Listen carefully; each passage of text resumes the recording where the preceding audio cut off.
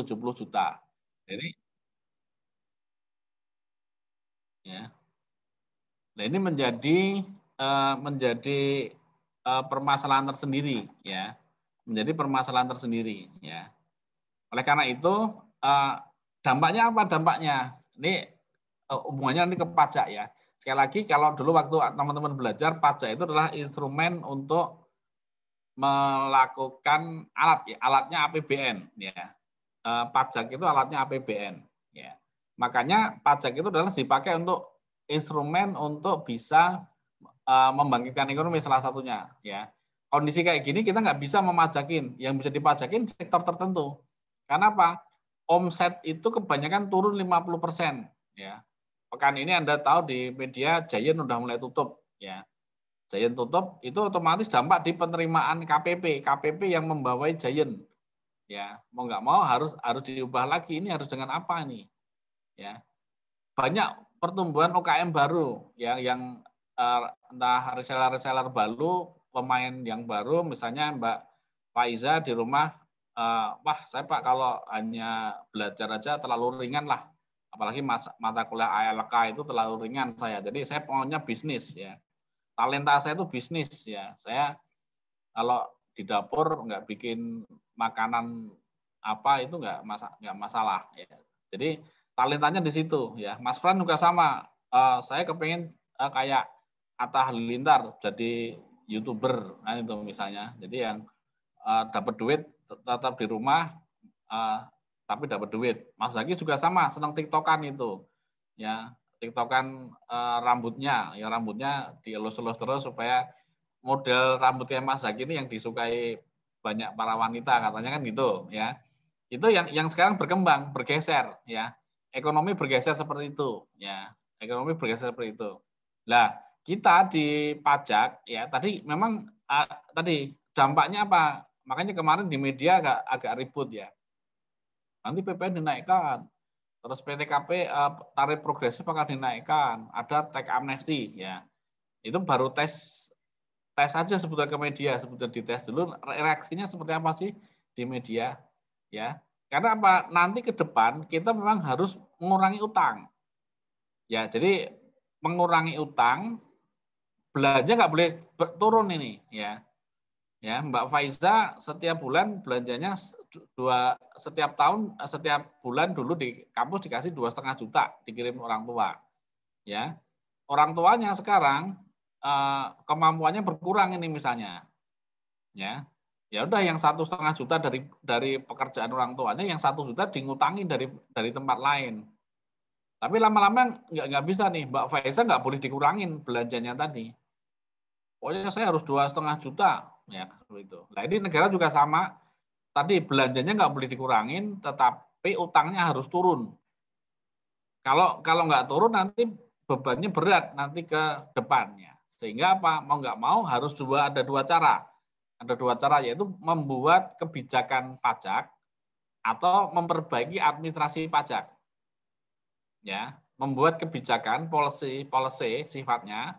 Entah policy itu mau menambah non BKP atau menaikkan tarif pajak atau apapun lah ya, yang atau membuat pengenaan pajak yang baru, yang objek pajak baru ya. Makanya ini undang-undang KUP masuk ke DPR sekarang ini ya. Masuk ke DPR untuk dibahas dalam arti untuk membenahi tata cara penerimaan pajak ya supaya lebih maju lagi ya. Nah, ini otomatis karena proyeksi penerimaan masih naik ya, target pajaknya masih diminta untuk ada terus, mau nggak mau harus mencari penggali potensi nih ya. Tadi kalau kita bicara misalnya AR-nya Giant nih, ini AR-nya Giant ya. AR PT Hero Tbk disuruh nih penerimaan pajaknya berapa nih? Dulu Anda 2019 cakep banget. Ternyata sekarang ini miskin ya. Dulu kaya, sekarang miskin. 2019 bagus banget. Sekarang miskin banget dia. Lah, kita makanya kemarin ada yang nanyakan juga di KTTA, Pak, analisanya gimana ya? Kami laporan keuangannya sampai tahun 2020 nih. Ya sudah dikasih cut off. perilaku sebelum adanya krisis sama sudah adanya krisis itu berbeda. Ya, jadi tren. Ini kan kita bicara tren biasanya. Oh, dia dulu bayar pajaknya sekian. Harusnya tahun ini naik dong jadi sekian. Ya, itu kalau bicara normalnya seperti itu. Nah, makanya kita lihat perspektifnya seperti apa nih. Ya.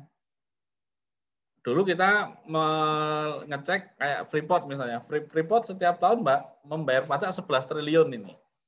Ternyata berkurang drastis. Ya, kita harus bisa memberikan gambaran kenapa berkurang drastisnya. Jadi makanya kita sebagai orang yang akan memahami pajak, Anda nanti jadi AR ataupun pemeriksa, nanti analisis perspektif ini akan berguna nanti di level kita untuk bisa meyakinkan penerimaan pajak yang bisa kita dapatkan itu berapa. Ya. Target KPP Jogja itu 4 triliun misalnya. Nanti akan di breakdown itu. 4 triliun itu 2 triliun diturunkan KPP Sleman, 2 triliun di KPP Jogja, 500 miliar di KPP Bantul, 500 di KPP Wates misalnya. Ya, jadi akan dibagi-bagi seperti itu. Nah, ini yang ada akan di breakdown lagi nanti ya dan seterusnya. Jadi APBN ada di breakdown dan seterusnya ya. Makanya kita pada waktu kita melakukan proyeksi ya, melihat analisis itu dicari informasi perusahaan ini kira-kira akan mendapatkan order banyak enggak dari luar nih ya. Ini tingkat yang beraktivitas makroekonomi ya. Jadi kita menggunakan analisis terperinci yang menggabungkan informasi yang berasal dari luar, penting sekali nih ya. Kalau tadi Bu Menteri dari hasil riset sudah memahami, oh ternyata omset itu menurun 50%, laba berkurang 60% akhirnya. Ya, untuk tahun ini, tahun 2020 berarti ya. Jadi omset berkurang terus, kecuali yang alat kesehatan. Kayak kita ngejar pajaknya Kimia Farma, oke saat ini. Ngejar pajaknya yang alat-alat kesehatan, oke. Tapi waktu barangnya masuk jangan dihambat. Ya, barang masuk, misalnya kayak apa namanya sih pakaian astronot itu ya. Astronot itu kita butuh. Itu biaya masuknya yang untuk corona itu dihapuskan aja. Memang dihapuskan. Sampai nanti stabil lagi, ya. Tapi pemain apotek, toko obat itu sekarang laris banget dia. Mereka laris banget dan itu harus dipajakin juga. Harus dipajakin ya. Makanya teman-teman pajak kalau mau mengejar pajak di situ. Termasuk nanti siapa nih supermarket yang laris ya.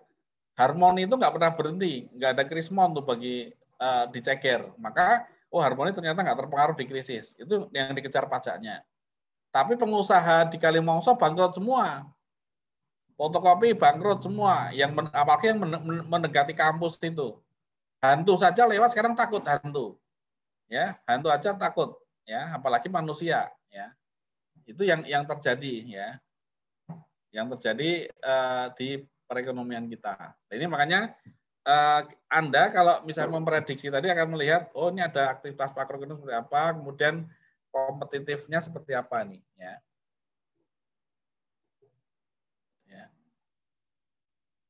Dan ini yang pengantar saya ini mungkin nanti akan bisa lebih jelas di Anda ya. Jadi kita dengan bisa memproyeksi laporan ya, misalnya dengan membuat estimasi ini perusahaan ini sehat atau tidak. Tapi tetap harus dapat informasi ya. Mbak Kevin tidak akan lihatin tadi 2018 Hero itu bagus. Ya 2019 bagus. Berarti apa? Kalau posisi kita di 2021 gini, kita akan bisa ngomong, oh berarti duitnya kan kantongnya keren dong. Kita majakin aja yang 2018 diperiksa. Oke dia salah di 2018 misalnya. Oke kita berikan ketetapan pajak. Oke misalnya. Tapi kemampuan dia membayar sudah nggak ada di sini. Makanya konsep perpajakan di teori kita ada PSUN ya.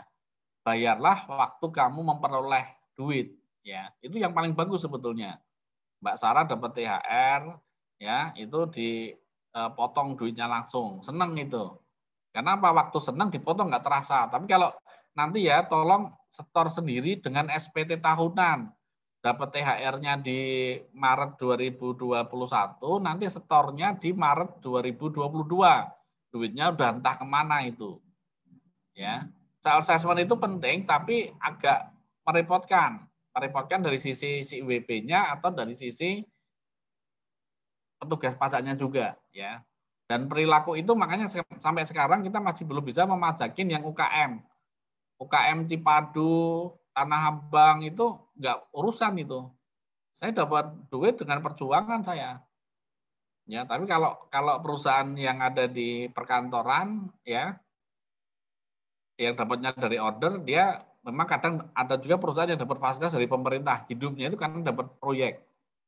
BUMN kan dapat proyek semua dari pemerintah, penugasan dari pemerintah. Tapi kalau pedagang ataupun karyawan misalnya Mbak Sarah ini pegawai, Mbak Zulia pegawai, ya, Mbak Angelina ini Mbak Angelica itu pegawai, ya, itu dia dapat duit dipotong pajak waktu siap tanggal 26. Kayak sekarang 27 ini banyak orang seneng ini, ya, banyak orang seneng karena baru gajian, ya. Nah itu saat mendapatkan itu. Tapi kalau pengusaha dia kadang mungkin kerjanya 10 bulan, liburnya 2 bulan, ya. Ya, kecuali yang di Kalimongso liburnya nggak tahu, entah udah tutup saja itu ya. 3 tahun ya, adik kelasnya Mas Frans nanti hanya akan ada 200 berapa 275 ya. Oh ya, nanti kamu wisuda masih ada panitianya kan ya?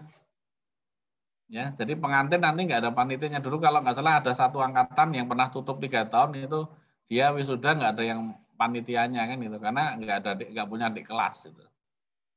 Yang semester 4 masih ada ya, gitu ya. Oke, ya ini yang saya sampaikan untuk pengantar di sini ya, bahwasanya kalau kita bicara proyeksi atau prospek ke depan dari sebuah institusi ya, nanti kita akan penting bagi Anda waktu menganalisis ya.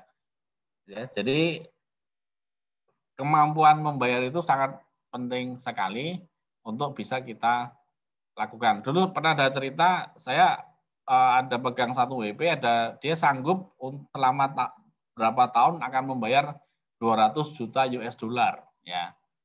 Jadi ada komitmen seperti itu, dan itu itu enak bagi kita. Oh ternyata cash flow dia itu lancar banget ya. Kita suruh bayar duit pembetulan SPT 800 miliar pun dia mau. Dan dia bilang nanti Pak kalau ini lagi kami akan perbaiki, masih ada 200 juta US dollar lagi misalnya. Sampai kita akan dapat seperti itu ya, lobby dan sesuai ketentuan ya. Oke, itu yang pengantar yang saya sampaikan. Jam 8 sesi pertama, silakan untuk yang presentasi. Pembagian kelompoknya kemarin gimana ya Mas Frans ya? Saya di review udah pembagian kelompoknya. Oh, halo, apakah terdengar apa suara saya? Ya, terdengar. Ini apa? Kalau kemarin itu jadi berdasarkan absen aja Pak, langsung. Jadi dibagikan langsung absen pertama, kedua, ketiga menjadi kelompok pertama, dan 4, 5, 6, 7, 8-nya jadi kelompok kedua, begitu selanjutnya sampai kelompok ke-8. Ya. Oke ya, sesuai yang WA kemarin kan bebas ya, yang nantuin saya ya. Yang paparan sekarang ya, Mas Fran. Monggo Pak, monggo. Jadi yang ada anggota yang nomor absennya 16. Yang ada yang 16. Kelompok 5 ya. Mbak Hirya dan teman-teman. Sampai Lintang nggak, Lin? Iya, iya. Oke, silakan Mas Lintang.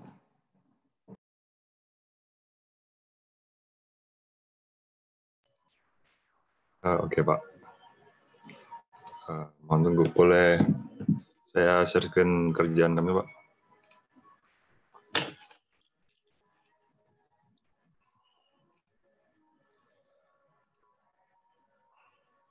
Oke.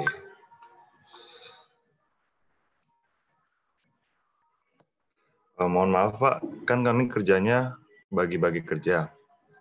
Apa boleh bagi bagian presentasi juga, Pak, untuk setiap kerjaan kami? 2 orang aja Mas kalau bisa. Kemarin saya 2 orang kalau aja. nggak salah ngomong 2 orang ya ngomong ya. Oh, 2 orang ya, Pak. 2 orang yang paling penting aja ya, yang paling utama. Nggak usah seluruhnya disampaikan. Nanti biar kalau sudah nanti misalnya ini Mas Lintang ngomong ini, nanti kelompok yang lain saya minta ke poin yang lain lagi. Ya, bukan diulangi kan sama materinya soalnya ya. Oh, baik, Pak. Berarti mulai dari awal ya, Pak. Ringkasan eksekutif dulu ya, Pak. Oke, mungkin bagian yang akan menjelaskan tentang ringkasan eksekutif adalah Kak, mohon tunggu, Kak Julia ya, Kak. Kak Julia, apakah bisa sedia untuk menjelaskan ringkasan eksekutif? Ya, selamat pagi Pak. Oke. Saya akan mencoba menjelaskan hasil kerja kelompok 5. Jadi ini PT Indofood. PT Indofood itu kepanjangan itu adalah PT Indofood Sukses Makmur Tbk. Awalnya dinamakan PT Panganja Inti Kusuma yang lalu berganti nama menjadi PT Indofood Sukses Makmur Tbk di tahun 1992 lebih tepatnya. Lalu PT Indofood merupakan produser berbagai jenis makanan minuman yang bermarkas Jalan Sudirman, Plaza Indofood Tower. Dia ini perusahaannya tidak hanya mengekspor bahan makanan, tapi juga mengimpor sampai ke Australia, Asia, dan Eropa. Lalu dalam beberapa dekade ini, PT Indofood Sukses Makmur Tbk telah bertransformasi menjadi sebuah perusahaan total food solution dengan kegiatan operasional yang mencakup seluruh tahapan proses produksi makanan, mulai dari produksi dan pengolahan bahan baku hingga menjadi produk akhir yang tersedia di rak para pedagang eceran. Ke bawah, Bang. Ini bisa dilihat data permanennya dari mulai nama perusahaan, kode perusahaan, NPWP, hingga ke subsektor perusahaannya. Bisa dilihat juga misi perusahaan, visi perusahaannya itu menjadi perusahaan total food solution. Sedangkan misinya itu ada 4, memberikan solusi atas kebutuhan pangan, senantiasa meningkatkan kompetensi karyawan, memberikan kontribusi bagi kesejahteraan masyarakat, dan meningkatkan stakeholders value secara berkesinambungan. Lalu budaya perusahaan, setidaknya terdapat 6 budaya perusahaan yang dianut untuk menjalankan visi dan misi perusahaan. Ada disiplin, integritas, penghargaan, kesatuan, keunggulan, dan inovasi. Untuk kegiatan usaha, jadi kegiatan usaha perseroan itu terbagi atas 3 divisi penting. Ada produk konsumen bermerek, lalu ada bogasari, dan terakhir ada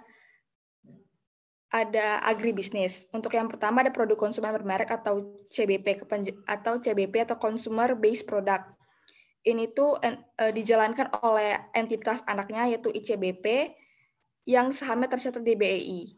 Grup CBP ini memproduksi dan memasarkan beragam produk konsumen bermerek yang menawarkan solusi praktis bagi konsumen di segala usia. Jadi dia tuh terbagi lagi menjadi beberapa divisi, ada mie instan, dairy, ke bawah lagi, Tang. Lalu ada makanan ringan, penyedap makanan, nutrisi dan makanan khusus, serta minuman.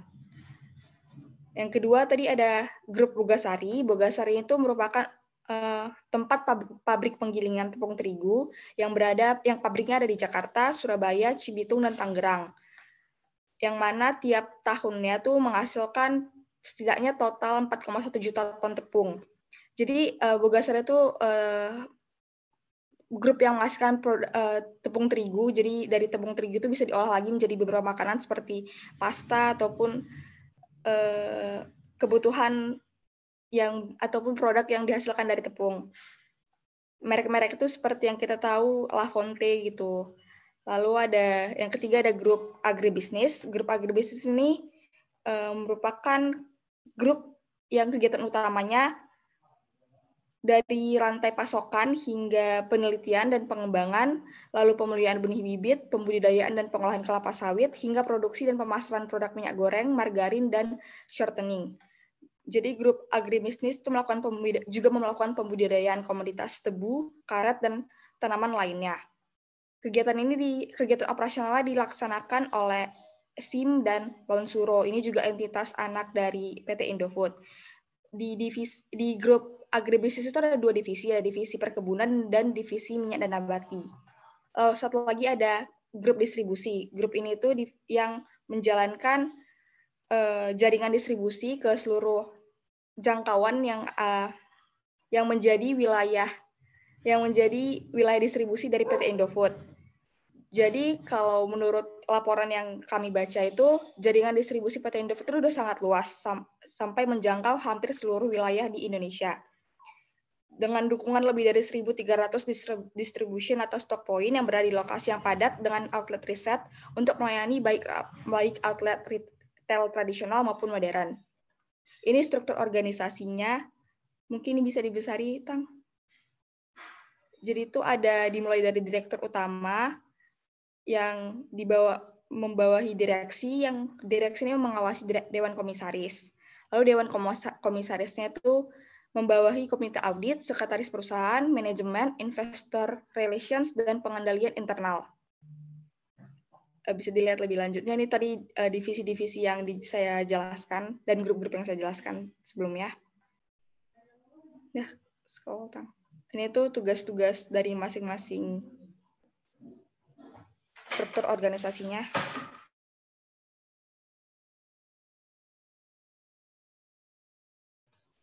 Sehubungan sama yang tadi, struktur organisasi ini susunan pengurus.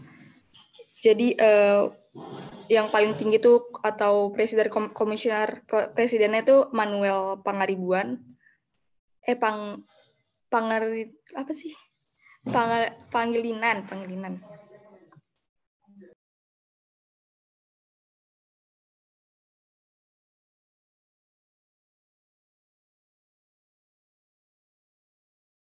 Komposisi pemegang sahamnya, jadi saham PT Indofood itu ada 2 bagian besar dimiliki oleh, pertama First Pacific Company Limited, dan saham 49,93% dimiliki oleh publik.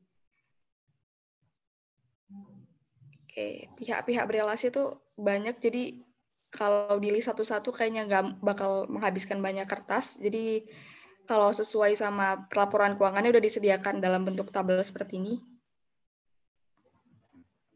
Lalu mengenai data akumulatif, ini secara singkat gambaran laporan posisi keuangan konsolidasinya.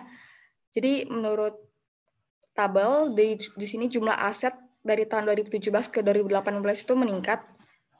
Lalu kemudian dia menurun di tahun 2019, untuk jumlah liabilitas di tahun 2017 ke 2018 dia meningkat, tapi turun lagi di tahun 2019, sedangkan untuk jumlah ekuitas dia meningkat tiap tahunnya. Lagi. Untuk yang kedua, gambaran laporan laba rugi dan penghasilan komprehensif lain, bisa dilihat penjualan netonya ini dalam triliun rupiah. Tiap tahun penjualan neto itu meningkat. Ini ada gambaran rinciannya dari masing-masing grup seperti CBP, Bogasari, Agribisnis, dan Distribusi. Lalu hal ini membuat laba bruto pun menjadi meningkat. Laba usaha juga meningkat tiap tahunnya. Laba tahun berjalan juga meningkat meskipun ada penurunan di tahun 2018. Lalu penghasilan komprehensifnya di tahun 2017 dia rugi, namun di 2018 meningkat drastis, tapi di tahun 2019 turun lagi. Ke bawah lagi, Tang. Untuk laporan arus kas, dari aktivitas operasi dia mengalami fluktuatif. Pertama dia turun dari 2018, lalu meningkat lagi dari 2019. Untuk aktivitas investasi dia meningkat di 2018 tapi turun drastis di 2019. Untuk arus kas dari aktivitas pendanaan dia menurun di 2018 lalu meningkat drastis di 2019.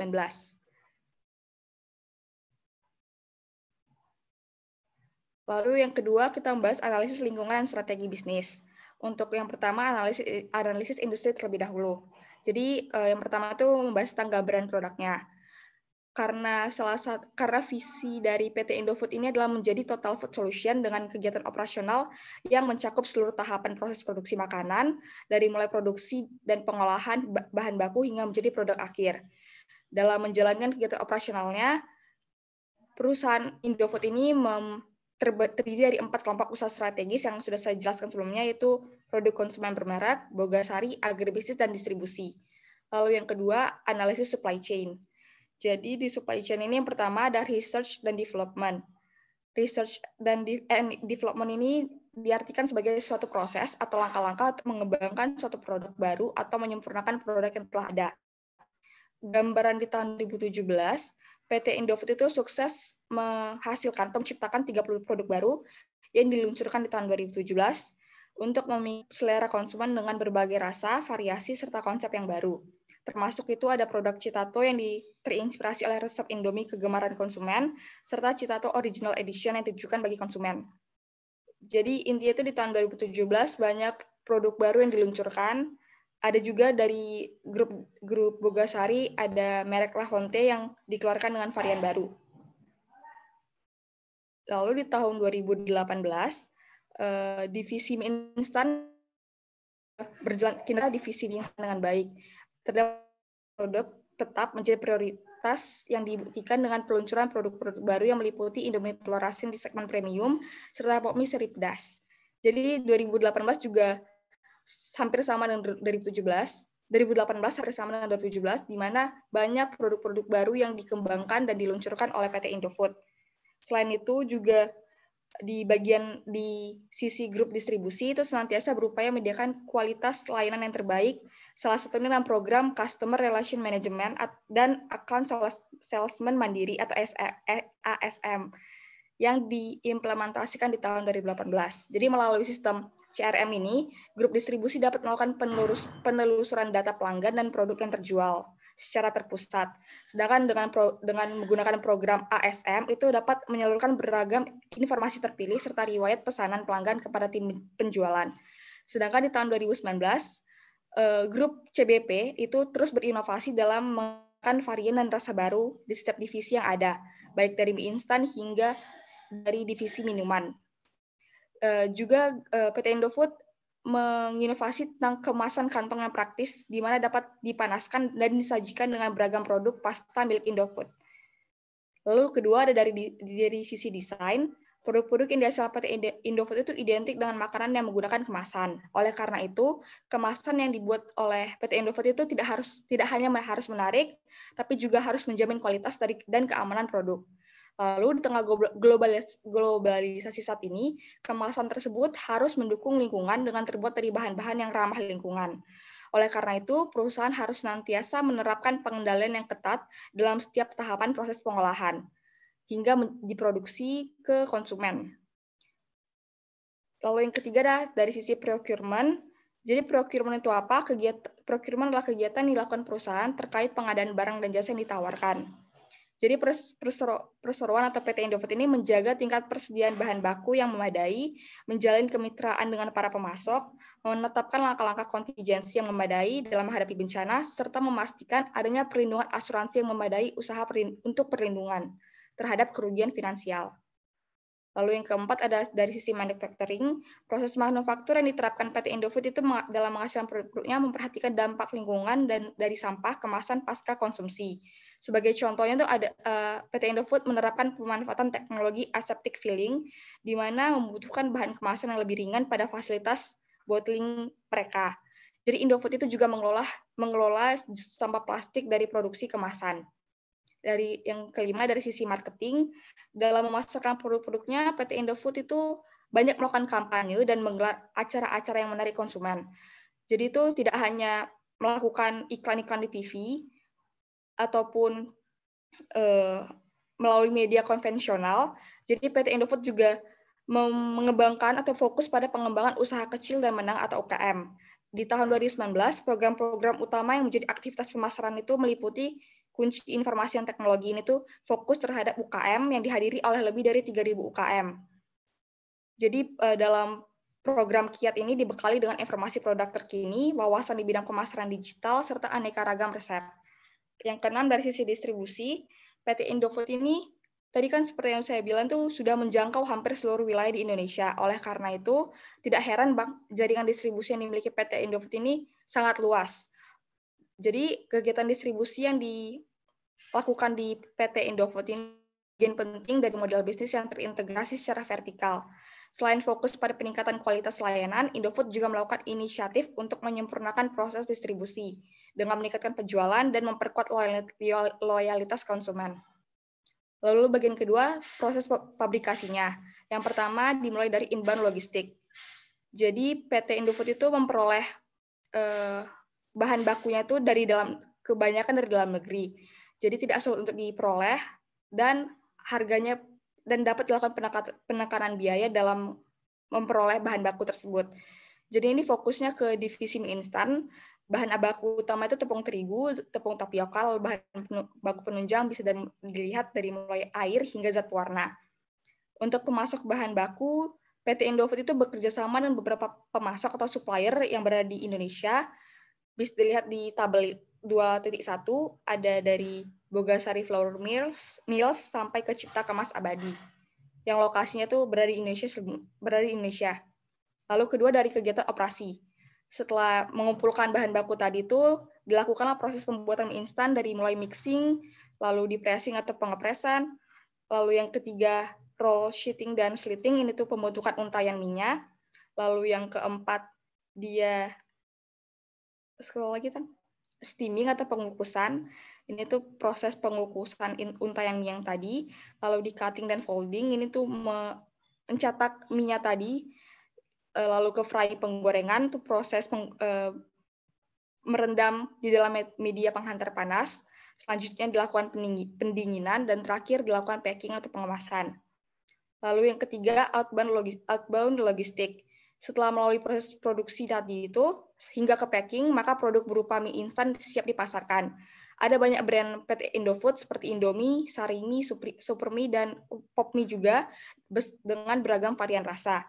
Jadi PT Indofood berorientasi pada permintaan pasar, berusaha untuk memenuhi kebutuhan konsumen, baik dari sisi kuantitas maupun kualitas. Yang keempat, masuk ke tahapan pemasaran dan penjualan. Jadi tidak cukup hanya mengandalkan rasa yang enak, diperlukan juga teknik pemasaran dan penjualan yang tepat. PT Indofood itu melakukan promosi massal dengan menggunakan periklanan yang menarik, lalu mengupayakan untuk menanamkan brand produk kepada konsumen agar semakin kuat posisinya pada brand image konsumen. Selain itu, melalui media elektronik, juga Indofood melakukan promosi dengan menjadikan Indomie sebagai sponsor acara-acara besar, baik yang disiarkan di TV maupun tidak. Lalu Indofood juga menggelar berbagai acara yang offline gitu untuk lebih menarik masyarakat dan menanamkan citra yang baik bagi perusahaan. Lalu tahapan kelima dari layanan. Dalam melayani konsumen, PT Indofood senantiasa memperhatikan permintaan konsumen. Jadi PT Indofood memberikan layanan melalui anak perusahaan bernama PT Indomarko yang memiliki fungsi distribusi. PT Indofood juga memiliki customer service dan call center untuk menangani keluhan-keluhan dari pelanggan. Ini dari yang bagian 3 ada struktur biaya. Ini bisa dilihat dari tiap tahunnya, dari beban penjualan dan distribusi, dan beban umum administrasi. Untuk total beban penjualan distribusinya, dari 2017 ke 2018 itu meningkat, di 2018 ke 2019 juga ikut meningkat. Untuk total beban umum dan administrasinya juga meningkat tiap tahun. Bisa dilihat di gambar 2.1. Lalu yang bagian kedua ada analisis strategi. Kami bagi jadi 3, ada jangka pendek, jangka menengah, dan jangka panjang. Untuk jangka pendeknya ada beberapa poin. Yang pertama, pemberian solusi atas kebutuhan pangan secara berkelanjutan. Lalu kedua, peningkatan kompetensi karyawan dari sisi produksi dan teknologi. Lalu ketiga, lagi kesejahteraan masyarakat dan lingkungan. Keempat, ada inovasi terhadap penciptaan varian dan rasa produk yang baru sesuai dengan selera dan tren di masyarakat. Lalu yang kelima, sesuai dengan misinya, meningkatkan stakeholders values secara berkesinambungan. Lalu yang kedua ada jangka menengah. Itu menjangkau seluruh wilayah di Indonesia. Kedua, melakukan ekspansi ke berbagai negara. Ketiga, melakukan akuisisi perusahaan yang mendukung rantai supply. Keempat, menekan biaya-biaya pengeluaran tanpa mengurangi kualitas produk. Dan terakhir ada jangka panjang. Sesuai dengan visi PT Indofood yang untuk menjadi perusahaan Total Food Solution, maka dari itu PT Indofood harus mencapai hal-hal berikut dari beberapa bidang berikut. Yang pertama dari sisi profitabilitas, jadi tergantung pada perolehan laba. Diharapkan tiap tahunnya PT Indofood dapat memperoleh laba yang meningkat. Walaupun turun, akibat 1-2 hal yang tidak dapat dihindari, penurunan tersebut tidak bersifat signifikan. Lalu kedua dari sisi produktivitas, berkaitan peningkatan profitabilitas jumlah barang yang diproduksi dan tujuan produktivitas dinyatakan dalam bentuk penurunan biaya. Lalu ketiga dari posisi kompetitif, jadi meskipun saat ini bisa dikatakan PT Indofood memegang pasar terkuat terkait makanan dan minuman, tidak menutup kemungkinan di masa depan posisi ini akan berganti. Maka dari itu PT Indofood harus selalu mengikuti perkembangan pasar dan menyusun strategi yang tepat dan sesuai. Lalu selanjutnya dari sisi pengembangan dan hubungan dengan karyawan, ini terkait pelatihan bagi karyawan lama dan baru untuk menghasilkan karyawan yang profesional dan ahli dalam pekerjaannya.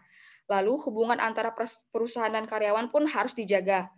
Bisa dengan melakukan analisis kebutuhan karyawan untuk memudahkan kegiatan operasional serta mensejahterakan karyawan. Dan terakhir dari sisi kemajuan teknologi, jadi sejak dini PT Indofood harus membangun reputasi dan posisi dominan dalam industri dengan menjadi yang terdepan dalam inovasi teknologi produksi. Lalu yang terakhir, bagian terakhir dari analisis industri dan lingkungan ini ada analisis SWOT, yaitu terbagi dari strength, weakness, opportunity, dan threat. Untuk strength-nya, PT Indofood itu kuat dalam hal keahlian dalam menciptakan makanan dengan cita rasa Indonesia. Lalu yang kedua, produk-produknya berkualitas dengan harga yang terjangkau. Ketiga, jangkauan distribusinya menjangkau hampir seluruh wilayah Indonesia. Keempat, kecepatan dalam menjangkau konsumen. Lalu yang terakhir, brand image yang terbentuk itu sudah kuat di tengah masyarakat. Untuk weakness-nya, sebagian besar persediaan bahan baku bergantung pada impor. Meskipun tadi dikatakan bahwa bahan baku itu hanya terbatas pada divisi mie instan. Kalau dilihat dari seluruh grup itu, sebagian besar persediaan itu bergantung pada impor. Yang kedua, biaya produksi kurang efisien karena menggunakan bahan bakar yang cenderung mahal harganya. Lalu ketiga, adanya kemungkinan permintaan pasar yang belum terpenuhi. Lalu yang ketiga, dari sisi opportunity, PT Indofood sudah melakukan ekspansi ke luar negeri dan melakukan diversifikasi terhadap produk lain. Lalu yang ketiga, merger dengan perusahaan yang sejenis. Keempat, pasar yang luang karena kompetitor yang tidak sanggup memenuhi permintaan konsumen, lalu minat masyarakat, lalu dukungan dan kebijakan pemerintah, dan terakhir daya beli konsumen yang meningkat sepanjang tahun. Sedangkan dari sisi threat atau ancamannya, yang pertama ketatnya persaingan di antara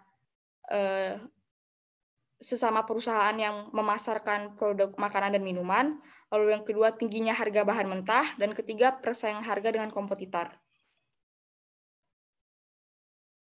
Sekian dari ringkasan eksekutif dan analisis lingkungan strategi.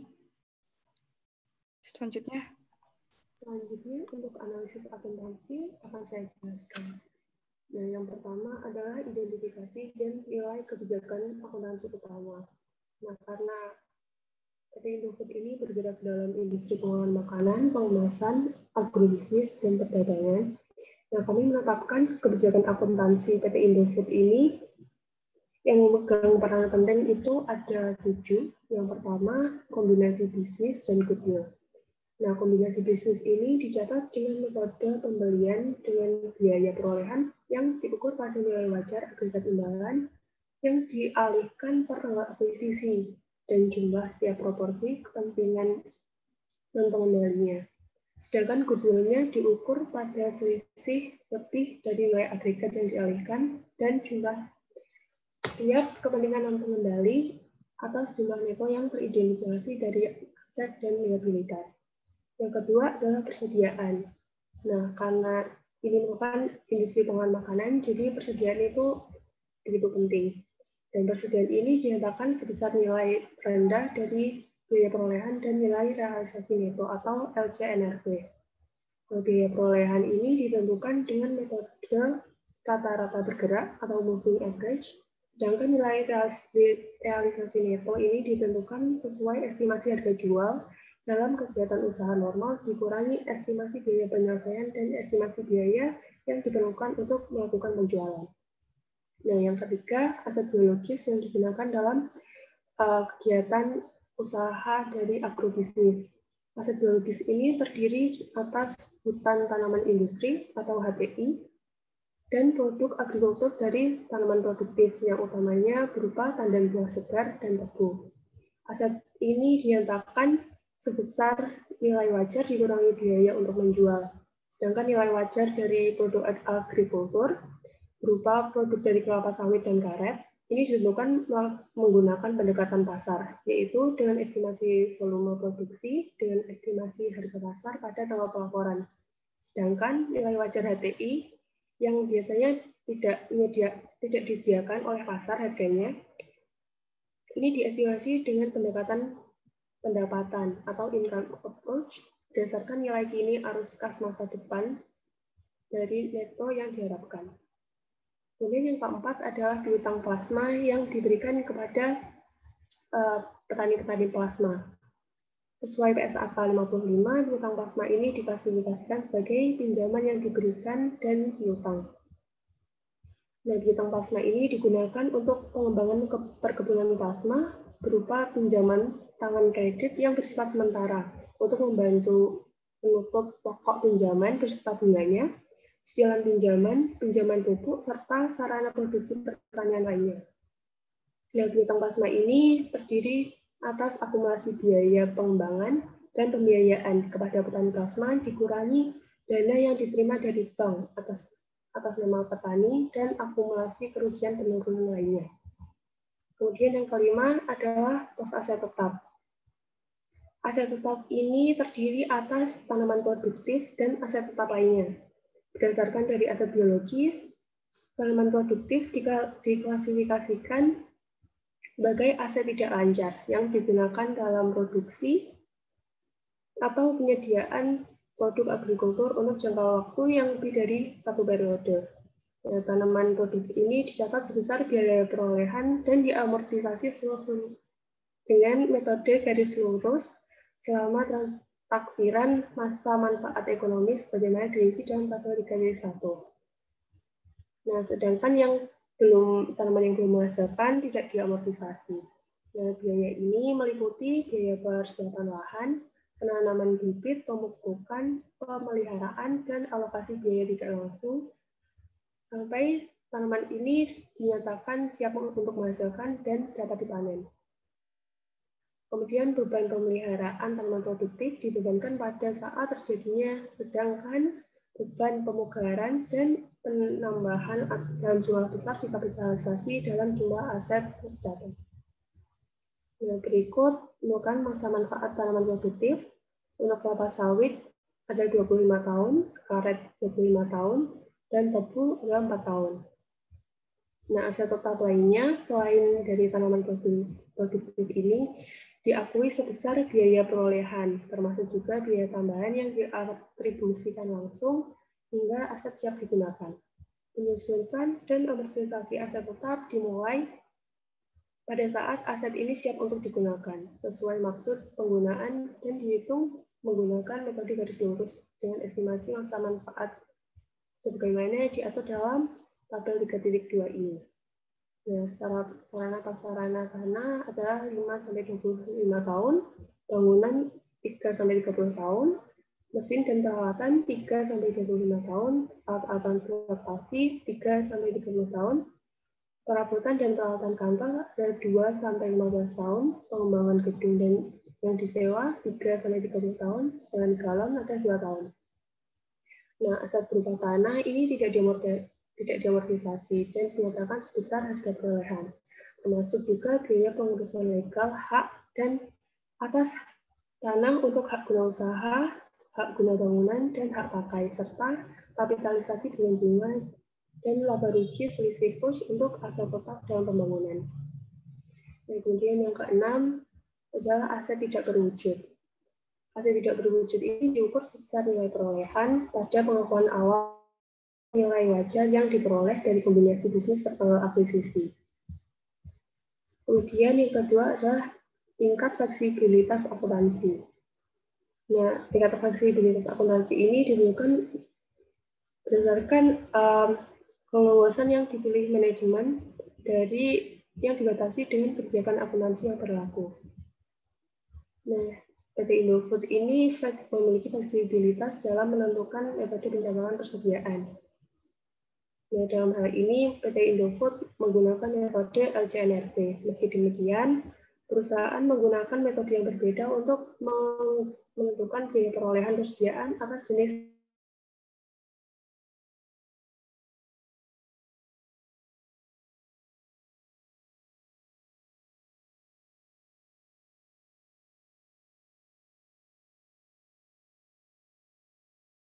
untuk kelompok usaha agrobisnis, dan metode first in first out untuk jenis kegiatan usaha lainnya. Fleksibilitas dalam akuntansi ini juga ditimbulkan dalam metode penyusutan juga diberikan. Ya, seperti penggunaan metode garis lurus, metode saldo menurun, atau metode unit aktivitas. Nah, dalam hal ini, PT Indofood memilih untuk menggunakan metode garis lurus, kecuali untuk aset keuangan perusahaan yang diorganisasi menggunakan suku bunga efektif.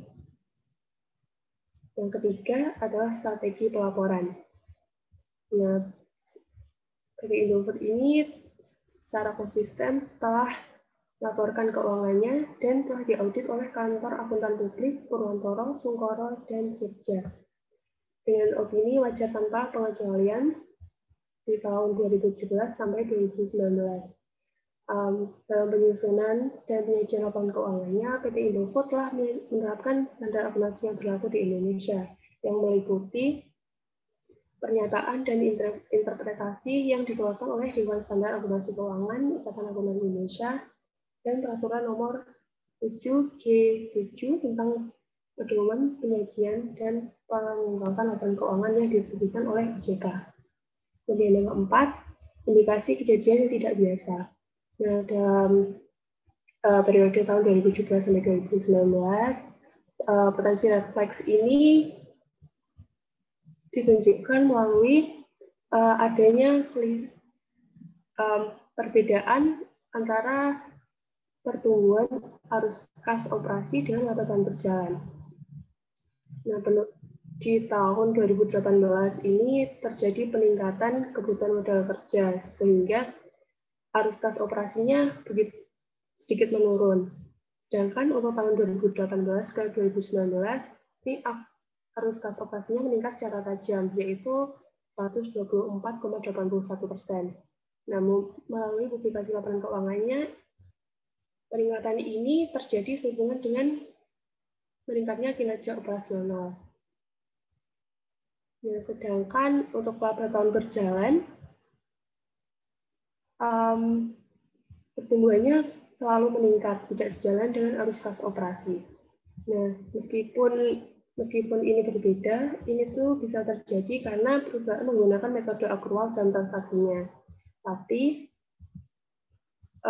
penelitian lebih lanjut perlu dilakukan untuk menentukan faktor yang menyebabkan hal ini. Kemudian untuk penyesuaian laporan akuntansi, PT Indofood melakukan penyajian kembali laporan akuntansi untuk laporan keuangan untuk tahun 2017 sehubungan dengan penerapan PSAK 69 tentang agrikultur dan PSAK 16 tentang aset tetap amandemen atas tanaman produktif. Nah, berikut kami juga telah menyajikan laporan keuangan untuk tahun 2017 hingga 2019.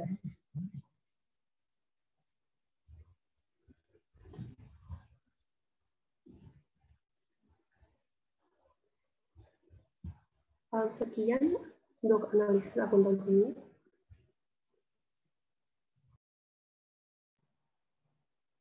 Saya komentar dikit aja. Boleh dikasih ini Mbak, di grup ini, entah siapa nanti yang jawab siapa. Hal-hal pembelajaran apa yang bisa kita ambil dari ini, dari Indofood ini. Hal yang bagus apa yang bisa kita ambil, pembelajaran apa yang cocok. Silakan.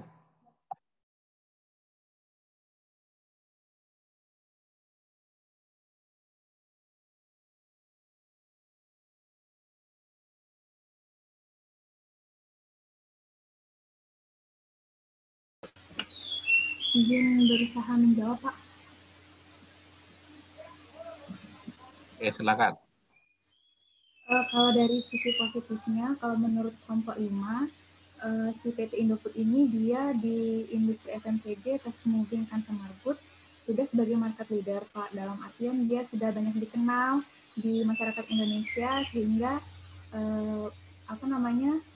prospek kedepannya cukup baik karena sudah dikenal sama masyarakat Indonesia. Namun secara analisis keuangan tadi, kalau menurut kelompok 5, secara short term liquidity risk-nya itu cukup tinggi, Pak. Terutama di tahun 2018 itu ada kenaikan current liabilities yang cukup tinggi dari si PT Indofood. Tapi secara umum likuiditasnya cukup baik, namun sedikit kinerjanya sedikit berkurang saja di tahun 2018 gitu, Pak. Mungkin dari kelompok 5 ada tambahan yang lain?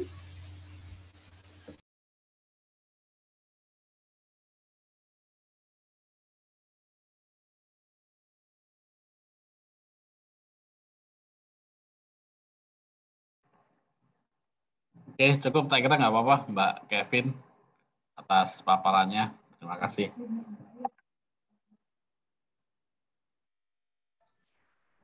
Mungkin untuk kelompok 5 disekiankan terlebih dahulu ya Pak untuk memberi di kelompok lain pembahasan. Baik.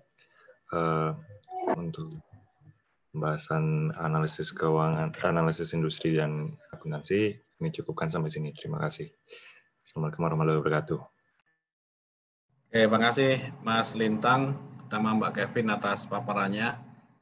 Kemudian yang berikutnya yang ada tadi 16, kemudian 26 deh. Yang 26 saya senangnya angka genep. Terus nanti yang ini aja kan 26, tadi 16, 26 yang paparan minta yang ada anggotanya nomor 6 untuk ngasih komentar ya. Jadi yang anggotanya nomor 6 ada anggota nomor 6 untuk ngasih komentar atas paparannya kalau bisa yang belum disajikan, yang belum disampaikan oleh kelompoknya Mas Lintang tadi. Silakan untuk yang ada nomor 26-nya untuk memaparkan kembali, terus nanti yang mengkritisi dari yang kelompok yang ada absen nomor 6-nya. Silakan.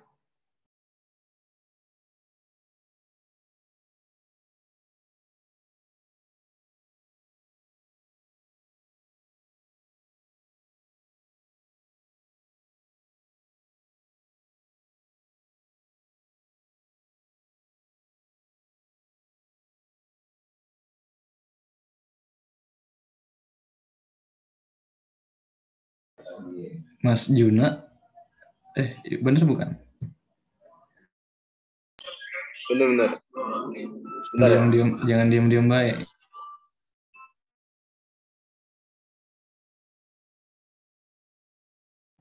Tuh, Mas Fran marah tuh. Izin share screen ya. Yo, silakan.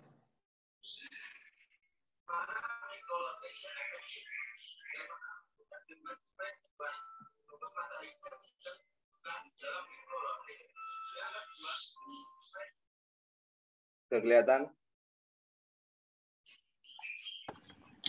Sudah, Mas Juna. Langsung saja ya teman-teman. PT saya akan mempresentasikan hasil analisis menurut kelompok kami. PT Indofood sukses makmur. Awalnya didirikan oleh Sudono Saslim dengan nama PT Pangan Jaya pada tanggal 14 Agustus 1990. Dalam 2 dekade terakhir, Indofood telah bertransformasi menjadi perusahaan Total Food Solution dengan kegiatan operasional yang mencakup seluruh tahapan proses produksi makanan, mulai dari produksi dan pengolahan bahan baku sehingga menjadi produk akhir yang tersedia di pasar.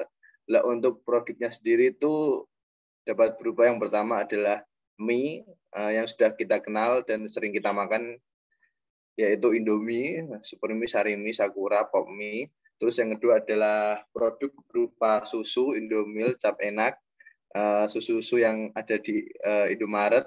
Terus ada juga makanan ringan berupa ciki yang sering kita cemil ya, jadikan sebagai cemilan. Terus ada juga penyedap makanan atau bumbu-bumbu sebagai penambah rasa. Terus ada nutrisi, minuman, dan tepung, terigu, serta pasta. Terus ada juga minyak goreng, bimoli, happy, palmia, delima. Terus ada juga produk berupa gula, produk olahan gula dan teh. Struktur organisasinya bisa dilihat di sini ya teman-teman. Tadi sebenarnya juga sudah dijelaskan oleh kelompok sebelumnya. Terus ada juga dewan direksi, daftar pemegang saham, pemilikan terbesar itu publik dan First Pacific Investment Management Limited. Terus untuk visi misi perusahaan yaitu perusahaan Total Food Solution. Terus misinya memberikan solusi kebutuhan pangan, meningkatkan kompetisi karyawan, memberikan kontribusi bagi kesejahteraan masyarakat dan lingkungan, serta meningkatkan stakeholders value secara berkesinambungan. Terus ada nilai juga, nilai perusahaan yaitu dengan disiplin sebagai falsafah hidup, kami menjalankan usaha kami dengan menjunjung tinggi integritas. Kami menghargai seluruh pemangku kepentingan dan secara bersama-sama membangun kesatuan untuk mencapai keunggulan dan inovasi yang berkelanjutan. Kita masuk ke analisis lingkungan dan strategi bisnis. Kita ke analisis ekonomi dan bisnis dulu. Yang pertama itu ada pendekatan value chain. Value chain itu merupakan rangkaian kegiatan yang dilakukan perusahaan untuk menghasilkan produk atau jasa. Kegiatan ekonomi PT Indofood Sukses Makmur sendiri mencakup seluruh tahapan produksi makanan mulai dari pengolahan sampai menjadi produk akhir. Tujuan pendekatan value chain ini untuk mengetahui proses mana yang menghasilkan nilai paling besar pada suatu produk. Jika semakin nilainya semakin besar, maka keuntungan yang akan diperoleh semakin besar. Sehingga perusahaan dapat menentukan proses mana yang kurang memberikan nilai pada suatu produk. PT Indofood Sukses Makmur itu terkenal dengan makanan-makanannya yang mempunyai rasa lezat. Selain itu juga banyak variasi produk yang tersebar di seluruh Indonesia. Oleh karena itu, proses pengolahan bahan baku menjadi produk makanan merupakan proses krusial yang memberikan nilai besar bagi perusahaan itu sendiri. Terus ada juga pendekatan Porter's 5 Forces. Menurut Porter, keadaan persaingan dalam suatu bidang usaha sangat dipengaruhi oleh 5 kekuatan persaingan yang secara bersama-sama menentukan intensitas persaingan dan profitabilitas perusahaan dan industri. Kita masuk ke yang pertama. Yang pertama adalah existing rivalry.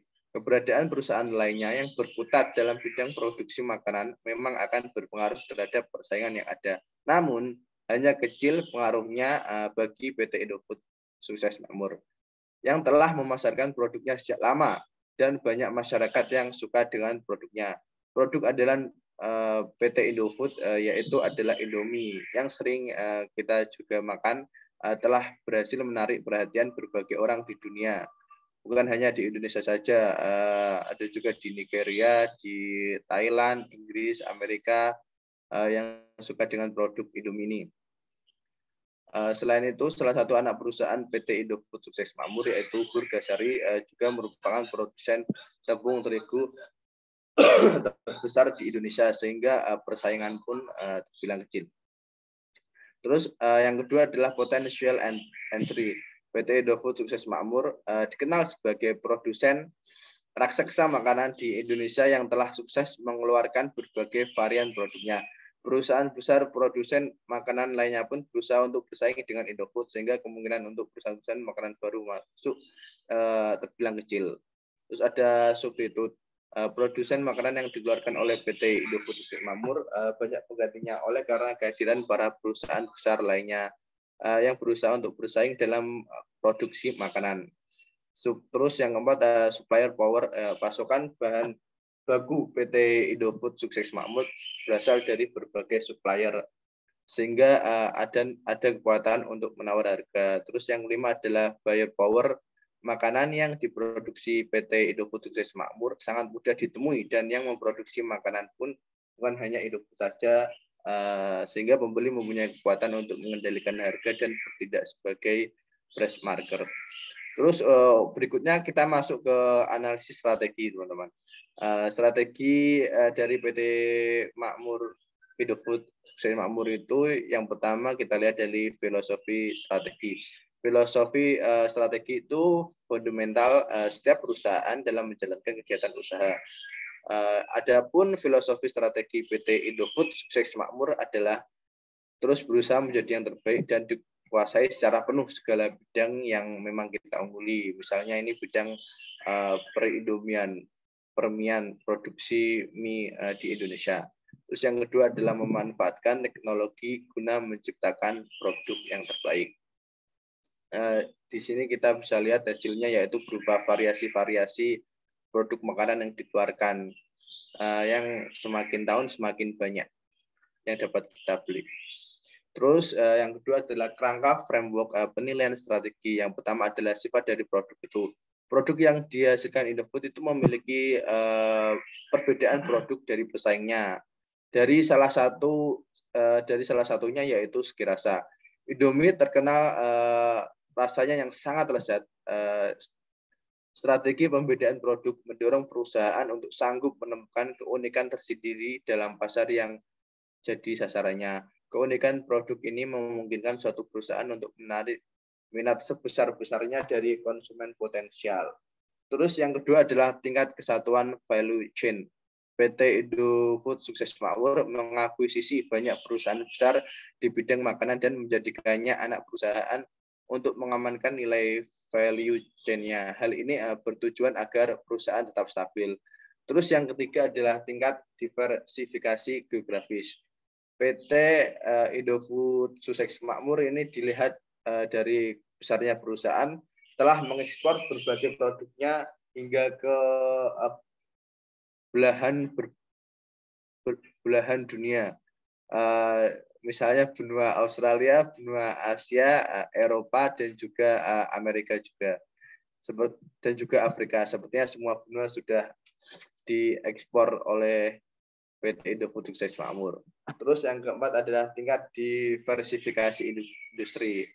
PT Indofood itu memiliki 4 divisi utama, yaitu produk konsumen bermerek, Pugasari, agribisnis, dan distribusi. Selanjutnya kita masuk ke strategi lini bisnis. Yang pertama adalah dari produk konsumen bermerek atau CBP. Grup ini itu memproduksi dan memasarkan beragam produk konsumen bermerek yang menawarkan solusi praktis bagi konsumen di segala usia. Sebagian besar merek-merek produk grup CBP merupakan pemimpin pasar dan memiliki status top of mind di masing-masing kategori produknya, serta telah meraih kepercayaan dan loyalitas jutaan konsumen selama beberapa dekade. Yang kedua adalah grup Pugasari, memiliki kegiatan utama memproduksi tepung, terigu, dan pasta, didukung oleh unit usaha perkapalan dan pengemasan. Terus yang ketiga adalah agribisnis. Kegiatan usaha utama grup agribisnis meliputi penelitian dan pengembangan, pemuliaan benih bibit, pembudidayaan dan pengolahan kelapa sawit, serta pemasaran produk minyak goreng, margarin, dan shortening. Selain itu, kegiatan ini juga mencakup pembudidayaan dan pengolahan karet dan tebu serta tanaman lainnya. Terus yang keempat atau yang terakhir adalah distribusi. Dengan jaringan distribusi yang paling luas di Indonesia, grup ini mendistribusikan sebagian besar produk konsumen Indofood dan anak-anak perusahaannya serta berbagai produk pihak ketiga. Terus yang berikutnya kita akan masuk ke analisis akuntansi. Yang pertama kita lihat dari laporan posisi keuangan. Berikut disajikan laporan posisi keuangan PT Indofood dari tahun 2017 sampai tahun 2020. Kita bisa lihat ini, bisa lihat sendiri ya teman-teman. 2017, 2018, 19, dan 20. Dari tabel tersebut dapat kita lihat bahwa terjadi kenaikan yang tidak wajar dari tahun 19 ke 20. Aset Indofood, PT Indofood Sukses Makmur tiba-tiba naik secara pesat. Begitu juga dengan liabilitas dan ekuitas. Perlu dilakukan analisis lebih mendalam agar dapat diketahui penyebab peningkatan yang tidak wajar tersebut. Terus yang kedua adalah laporan laba rugi. Berikut disajikan ikhtisar laporan laba rugi dari tahun 2017 sampai 2020. Bisa dilihat dari tabel tersebut, dapat kita lihat bahwa kembali terjadi kenaikan yang tidak wajar pada tahun 2019 ke tahun 2020. Hal ini tentunya berkaitan dengan kenaikan aset perusahaan sebagaimana yang telah kita lihat sebelumnya. Selanjutnya kita ke strategi pelaporan. Pendapatan dari penjualan barang harus diakui bila seluruh kondisi berikut dipenuhi. Yang satu adalah jumlah pendapatan dapat diukur dengan andal. Terus yang kedua, kemungkinan besar manfaat ekonomi yang terkait dengan transaksi akan mengalir kepada perseroan dan entitas anak tersebut. Yang ketiga adalah biaya yang terjadi atau akan terjadi sehubungan transaksi penjualan tersebut dapat diukur dengan andal.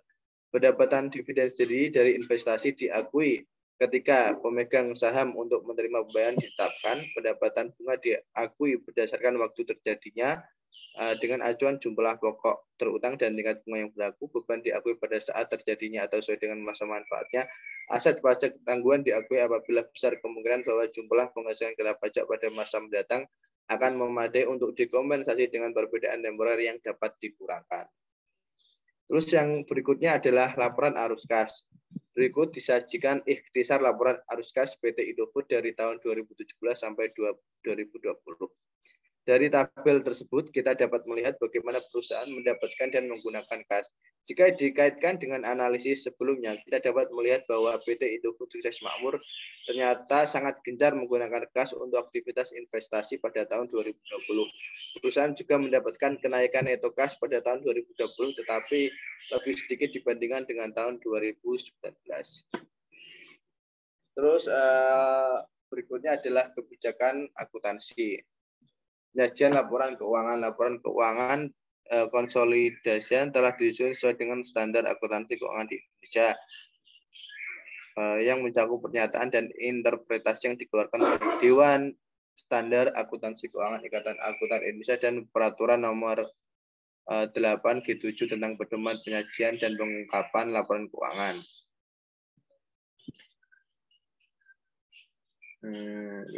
Kita next saja ya. Untuk persediaan itu dinyatakan sebesar nilai terendah antara biaya perolehan dan nilai realisasi neto.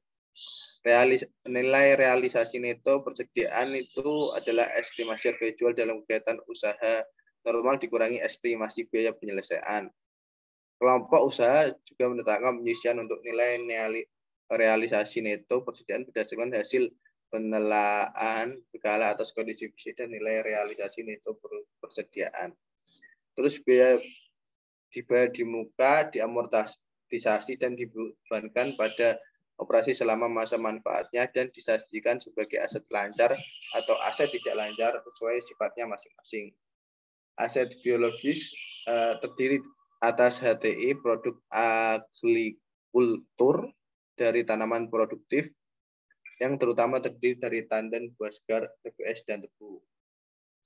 Aset biologis dinyatakan sebesar nilai wajar dikurangi biaya untuk menjual, keuntungan atau kerugian yang timbul pada pengakuan awal produk agrikultur pada nilai wajar dikurangi biaya untuk menjual, dan dari perubahan nilai wajar dikurangi biaya untuk menjual dari aset biologis pada setiap tanggal pelaporan dimasukkan dalam laba rugi pada periode terjadinya.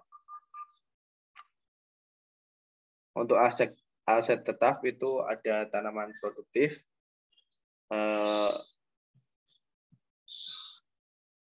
tanaman produktif yang belum menghasilkan dinyatakan sebesar biaya perolehan yang meliputi akumulasi biaya persiapan lahan, penanaman bibit, pemupukan, pemeliharaan, dan alokasi biaya tidak langsung lainnya sampai dengan saat tanaman yang bersangkutan dinyatakan menghasilkan dan dapat dipanen. Biaya-biaya tersebut itu dikapitalisasi dengan biaya pinjaman dan biaya-biaya lainnya yang sehubungan dengan pendanaan pengembangan tanaman produktif belum menghasilkan. Kapitalisasi beban pinjaman tersebut berakhir ketika pohon-pohon telah menghasilkan dan siap untuk dipanen. Tanaman produktif belum menghasilkan tidak diamortisasi. Terus juga ada aset tetap lainnya. Aset tetap itu pada awalnya diakui sebesar biaya perolehan yang terdiri atas harga perolehan dan biaya-biaya tambahan yang dapat diatribusikan langsung untuk membawa aset ke kondisi dan lokasi yang diinginkan agar aset siap digunakan. Kelompok usaha juga mengakui sebagai bagian dari biaya perolehan aset tetap, estimasi awal atas biaya pembongkaran dan pemindahan aset tetap, dan restorasi lokasi aset dan biaya untuk mengganti komponen dari aset tetap pada saat penggantian jika kriteria pengakuan terpenuhi.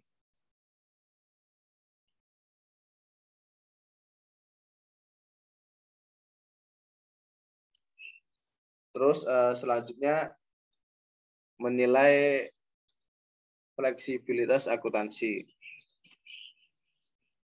PT Indofood Sukses Makmur memiliki fleksibilitas yang tinggi dalam akuntansi. Dalam akuntansi persediaan, nilai persediaan itu dinyatakan sebesar nilai terendah antara biaya perolehan dan nilai realisasi neto.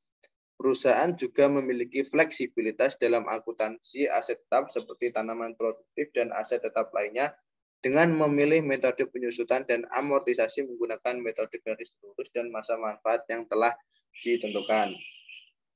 Terus selanjutnya mengevaluasi strategi akuntansi.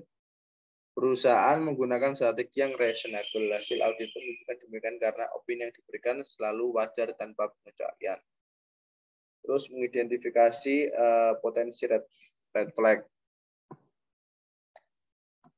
Yang pertama kita lihat dari poor financial performance, tidak mengalami masalah. Net income lebih tinggi dari operating cash flow. Bisa kita lihat dari tabel-tabel yang telah disajikan bahwa net income itu selalu lebih rendah daripada operating cash flow. Sehingga hal ini juga dibilang tidak masalah. Terus pre-tax earning lebih tinggi daripada PHKP. Hal ini juga bukan suatu masalah. Audit pajak dengan pengecualian tidak masalah. Terus auditor tidak mau melakukan audit. Ini tidak terjadi ya. Karena selalu ada opini yang diberikan oleh auditor. Terus perubahan accounting polisi yang tidak dapat dijelaskan atau terlalu sering. Hal ini juga bukan merupakan suatu tidak terjadi masalah. Terus bisa kita simpulkan ya karena dari hasil analisis beberapa pos ini tidak terjadi masalah, tidak ada potensi red flag yang terjadi atau memang kita belum menemukan. Terus berikutnya adalah analisis keuangan.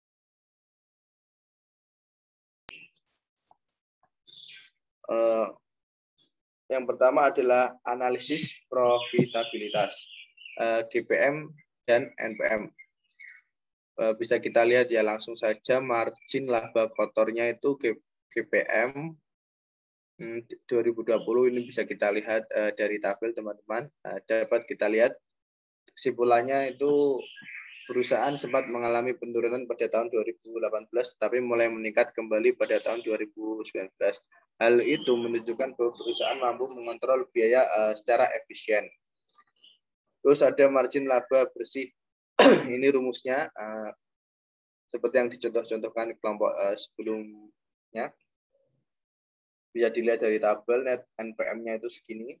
Kesimpulannya itu dapat dilihat bahwa NPM perusahaan juga mengalami penurunan pada tahun 2018 tapi mulai meningkat pada tahun 2019. Kemudian juga dapat dilihat NPM perusahaan meningkat cukup pesat pada tahun 2020. Terhadap peningkatan tersebut perlu dianalisis yang lebih dalam untuk mengetahui penyebabnya. Terus yang berikutnya analisis keuangan terkait dengan pengembalian aset atau ROA. Ini rumusnya.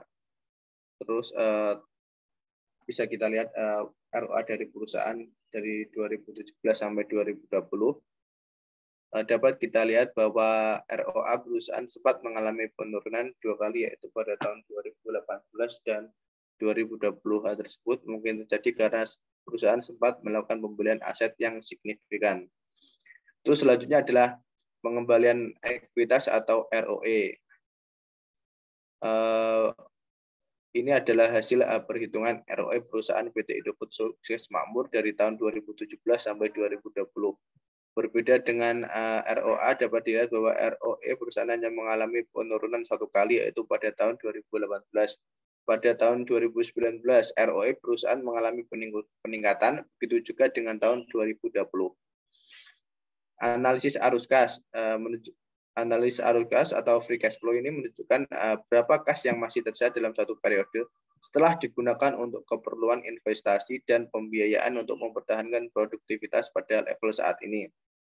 Berdasarkan laporan keuangan PT Indofood Sukses Makmur, free cash flow pada tahun 2017 sampai 2018 itu adalah sebagai berikut.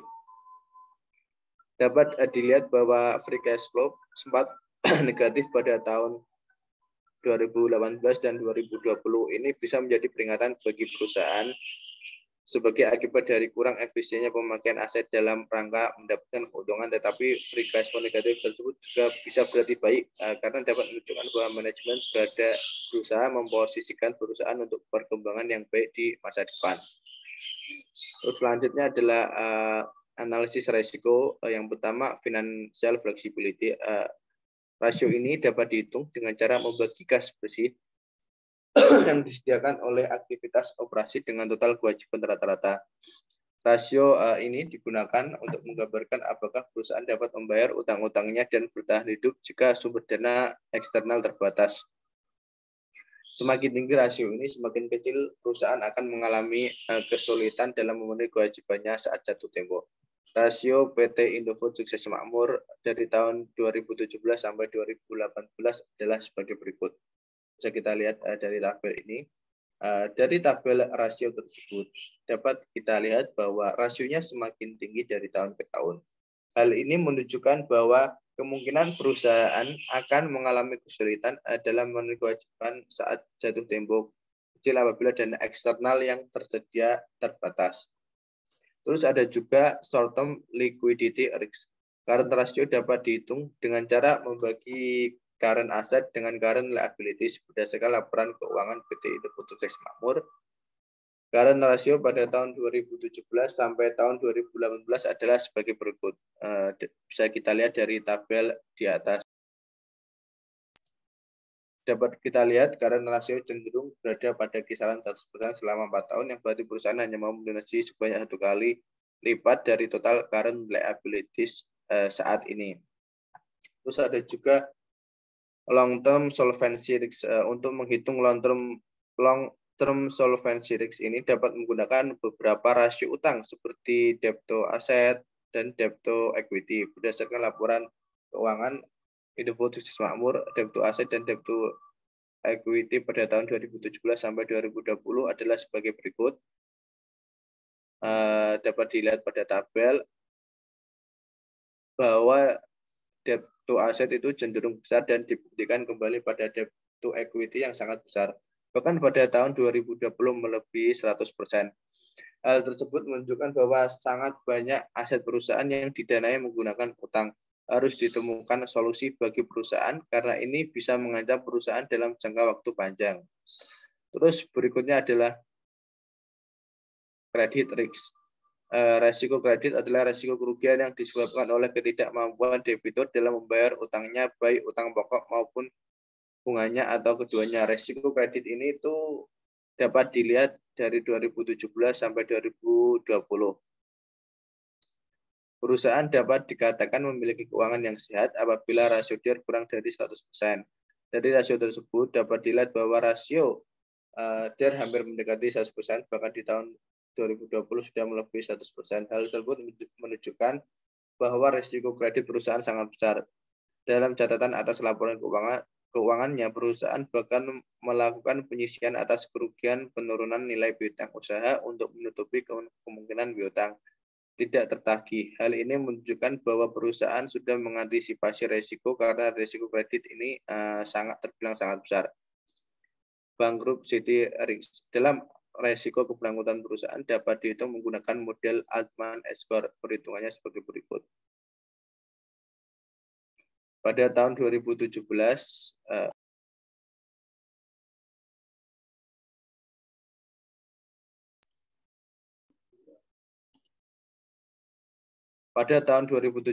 yang memiliki Z-score antara 1,8 dan 2,69 menunjukkan bahwa perusahaan mengalami masalah keuangan jika tidak melakukan perbaikan yang berarti dalam manajemen maupun struktur keuangan. Selanjutnya pada tahun 2018 Z-score naik antara 2,7 dan 2,9 menunjukkan bahwa perusahaan memiliki sedikit masalah keuangan meskipun terbilang tidak serius. Pada tahun 2019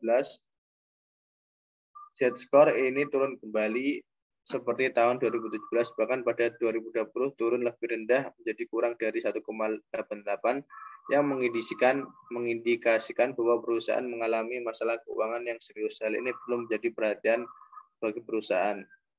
Terus selanjutnya adalah market equity risk, adalah resiko investasi yang terjadi karena investasi perubahan harga pasar saham menjadi lebih rendah, sehingga mengalami kerugian terhadap investasi yang dilakukan. Dalam mengetahui resiko ekuitas, metode yang bisa digunakan untuk mengukur resiko dalam investasi adalah ROI. ROI perusahaan dapat dilihat pada tabel ini dari tahun 2017 sampai 2020. Seperti tercantum dalam tabel tersebut, ROI perusahaan tahun 2020 menurun drastis. Tingkat laba yang didapat dari investasi yang dikeluarkan perusahaan hanya sebesar 54%. Dalam hal ini itu dapat dikatakan bahwa resiko ekuitas pasar perusahaan terbilang tinggi. Terus analisis data masa lalu, ini perbandingan dari jumlah aset, liabilitas, ekuitas, penjualan, laba usaha, dan laba bersih dari tahun 2017 sampai 2020 perusahaan PT Indofood Sukses Makmur. Terus ada perakiraan laporan keuangan, proyeksi dari tahun 2021, pertumbuhannya mengalami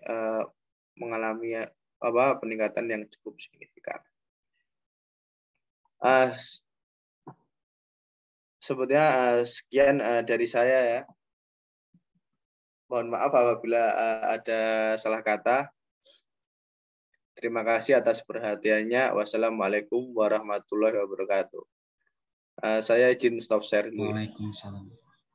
Mantap Jun, makasih. Ya, siap.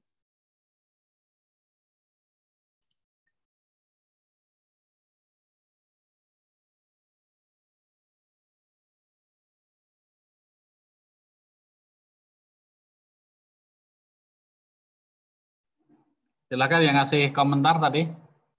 3 orang aja cukup. Ngasih komentar. Permisi Pak.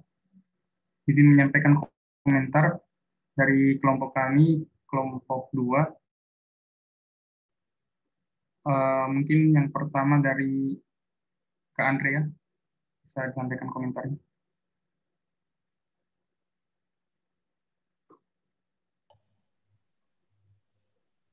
Izin menyampaikan komentar Pak, setelah berdiskusi dengan kelompok kami, komentar kami yang pertama, pada laporan arus kas, jumlah kas untuk aktivitas operasi itu menunjukkan angka yang positif, sedangkan jumlah kas untuk aktivitas investasi dan pendanaan menunjukkan angka yang negatif.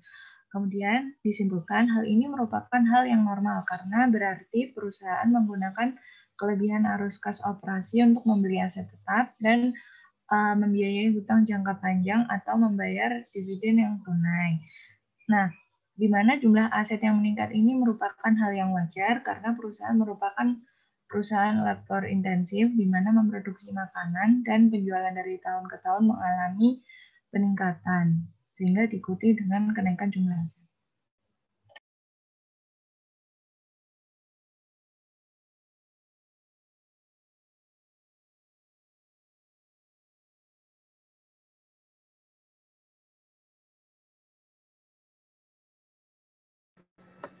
Baik, selanjutnya saya akan menyampaikan komentar.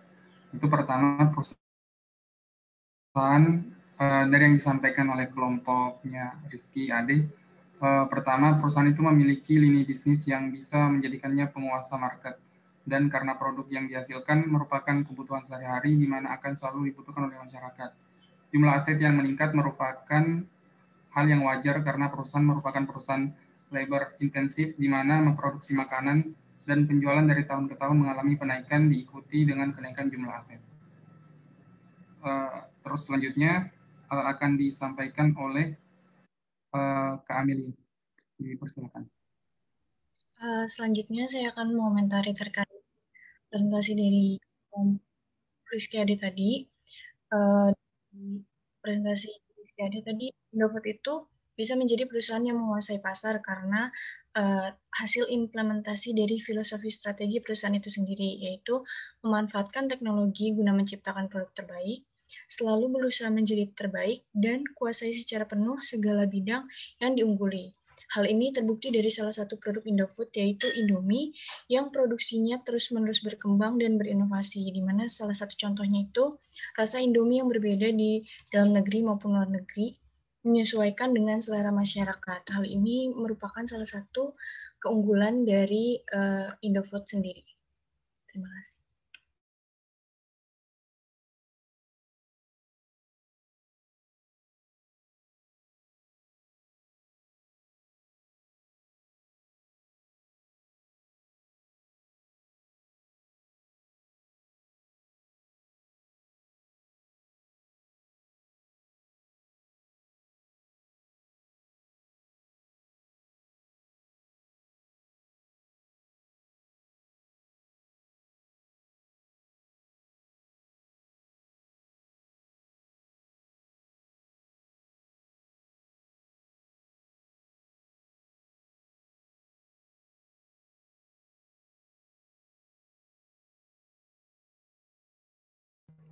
Putus-putus suaranya.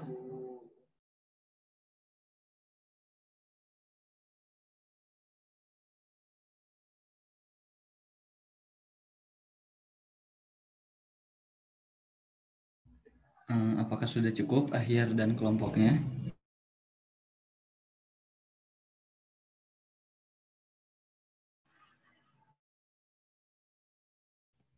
Sepertinya dari kelompok kami sudah cukup, Pak.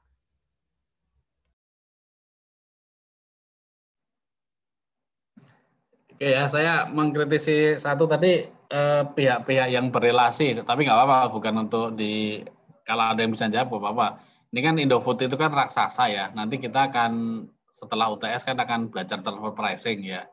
Itu kita akan membuat pohon kepemilikan. Tadi di kelompok presenter pertama itu belum diungkap. Mungkin ada yang bisa membantu pihak-pihak yang berelasi ya.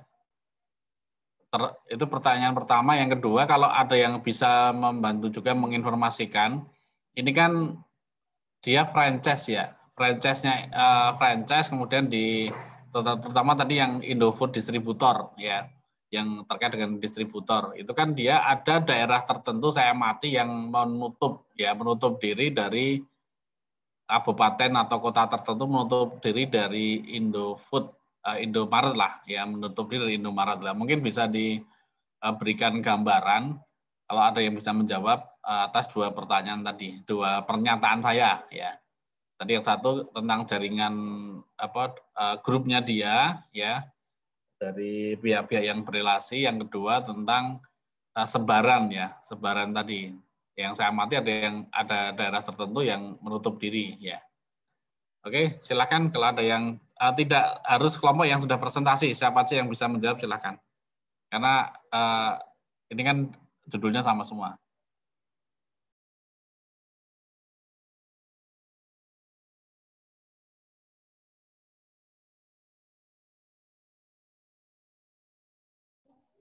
Fikar mau jawab tuh. Bukan, silakan. Muhammad Rizal, silakan Mas. Mungkin kalau dari pihak terkait itu untuk yang PT Indofood Sukses Makmur itu didesainnya dia dilakukan oleh PT Inti Abadi Kemasindo. Untuk procurement-nya dia dilakukan oleh PT Bogasari Central Flour, PT Bogasari Flour Mills, PT Sari Pangan Mandiri Sejahtera. Kemudian manufacturing-nya dilakukan oleh Indofood Sukses Makmur sendiri. Kemudian ada Mileva Makmur Mandiri, PT Arta Nugraha Mandiri, PT Agragiri Perkasa, PT Mandiri Pangan Makmur, kalau marketingnya dilakukan oleh PT Indofood Sukses Makmur sendiri dan distribusinya dilakukan oleh PT Putri Daya Usaha Tama sama Indomarko Adi Prima. Itu, Pak.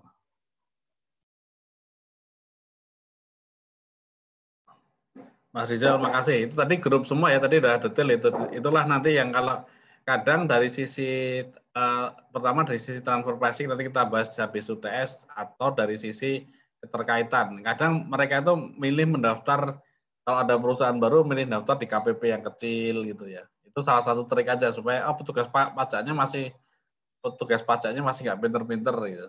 Kalau yang Indofood Group nggak apa-apa, dia pasti di KPP wajib pajak besar ya. Tapi yang Indofood yang lainnya. Tadi sekilas ininya naik tadi ya, omset 2020 walaupun Krismon ya. Saya lihat tadi yang presenter pertama.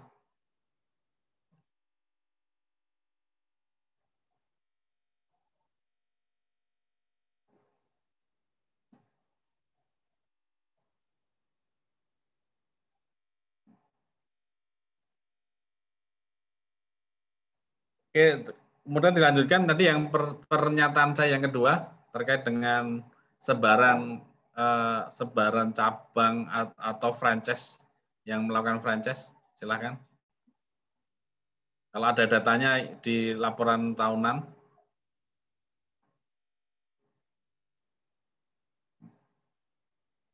Sebarannya.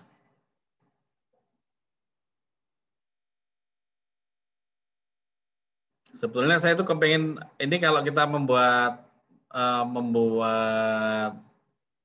apa namanya penelitian itu bisa itu nanti akan kita coba bandingkan pertumbuhan ekonomi dari yang ada Indomaretnya dibuka izinnya sama yang tidak. Ini kan selama ini kan kayak jadi isu ya, isunya ini merebut pasar UKM ya. Kemudian tapi di satu sisi daerah itu nggak bisa melayani. Kalau UKM itu dia bukanya semaunya dia, pagi buka mungkin jam 2 sore udah tutup. Ya, kalau Indomaret kan kadang sampai 24 jam dia. Dan standar pelayanannya juga sudah ada gitu ya. Tapi di sisi lain itu akan mengganggu investor. Duit yang ada itu akan dimasuk ke dia, kemudian masuk ke Indomaret langsung dibawa ke kantor pusat gitu ya. Tapi kalau lokal, kalau yang lokal itu dia duitnya akan ditanamkan lagi di daerah itu. Itu yang jadi isu terkait dengan pertumbuhan ekonominya. Maka sebenarnya saya kepengen kalau ada data seperti itu lebih bagus tuh nanti itu. Ada yang ngasih komentar? Silakan.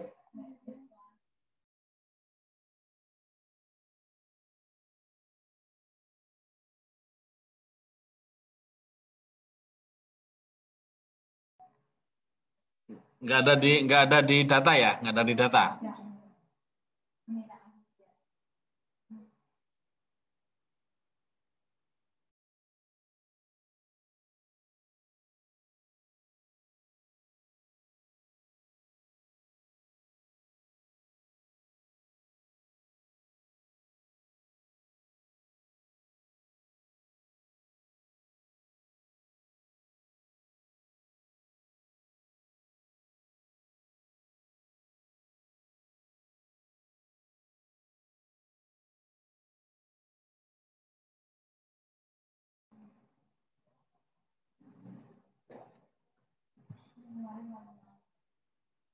Oke, nggak apa-apa kalau nggak ada nanti kita bahas habis UTS saja ya.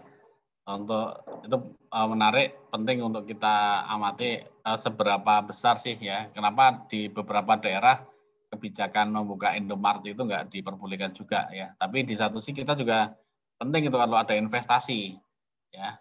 Investasi membuka Indomaret baru ya.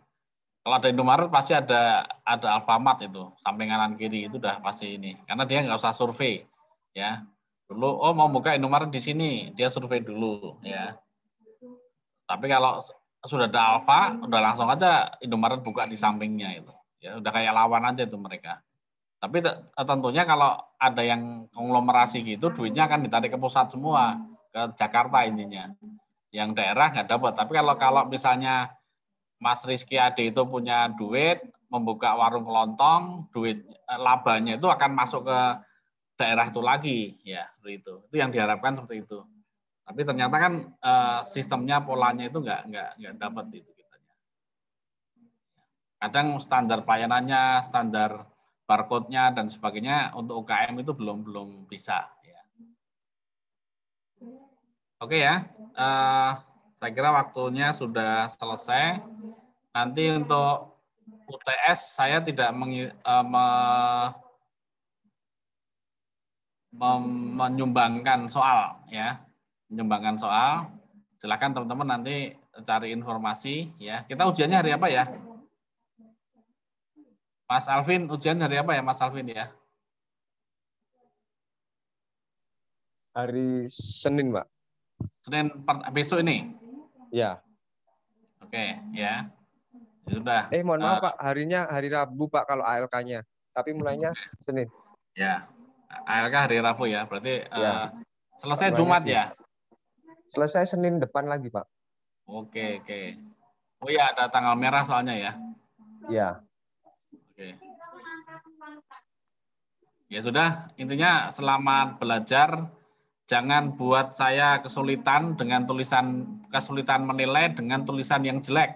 Ya, kalau tulisannya cowok udah jelek, kosong lagi, itu membuat saya kesulitan. Ya, jadi karena ini pembuktiannya fisik, ya. Jadi kalau Pak, kenapa saya dikasih nilai jelek? Nah, nggak ada tulisannya, kosong, sudah kosong, ada tulisan gede-gede, jelek lagi itu, ya. Kalau yang cewek-cewek saya yakin tulisannya relatif rapi, ya. Tapi kalau yang cowok saya belajarnya juga di samping belajar membaca juga belajar menulis, ya. Jadi belajar merapikan kembali. Itu aja pesan dari saya. Untuk ujiannya, kalau ada info dari kelas lain, ya terutama dari dosen koordinator, mungkin bisa ditengok ya kira-kira yang akan keluar itu seperti apa, ya. Tapi saya kira yang kemarin sudah kita latihan itu sudah mencerminkan lah yang akan keluar seperti itu, ya. Oke ya, terima kasih. Salam sehat selalu. Kalau ada kurang mohon maaf. Assalamualaikum warahmatullahi wabarakatuh. Waalaikumsalam warahmatullahi wabarakatuh. Terima kasih Pak. Terima kasih Pak. Terima kasih Pak.